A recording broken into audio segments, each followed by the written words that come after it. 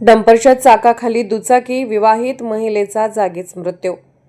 सांगली मिरज रोडवरील विश्रामबाग परिसरात मॉल समोर भीषण अपघात झाला। पती पत्नी दुचाकीवरून जात असताना त्यांची दुचाकी माल वाहतूक डंपरच्या मागील चाकाच्या परिसरात आली। यावेळी दुचाकीवरील विवाहित महिला डंपरच्या चाकाखाली आल्याने तिचा जागीच मृत्यू झाला, तर तिचे पती जखमी झाले। अपघाताची माहिती मिळताच विश्रामबाग पोलिसांनी घटनास्थळी धाव घेतली। जखमी पतीला उपचारासाठी रुग्णालयात दाखल करण्यात आले असून अपघाताचा पुढील तपास सुरू आहे। विश्रामबाग परिसरात मॉल, महाविद्यालय आणि नागरिकांची मोठी वर्दळ असते। त्यातच या ठिकाणी असलेल्या धोकादायक वळणामुळे वाहन चालकांना अडचणींचा सामना करावा लागतो। या अपघातामुळे परिसरातील वाहतूक सुरक्षेचा प्रश्न पुन्हा ऐरणीवर आला आहे। भविष्यात अशा दुर्घटना टाळण्यासाठी प्रशासनाने या ठिकाणी तातडीने आवश्यक सुरक्षा उपाययोजना आणि वाहतूक नियोजन करावे अशी मागणी नागरिकांकडून होत आहे। Bureau report SS news Marathi, Miraj.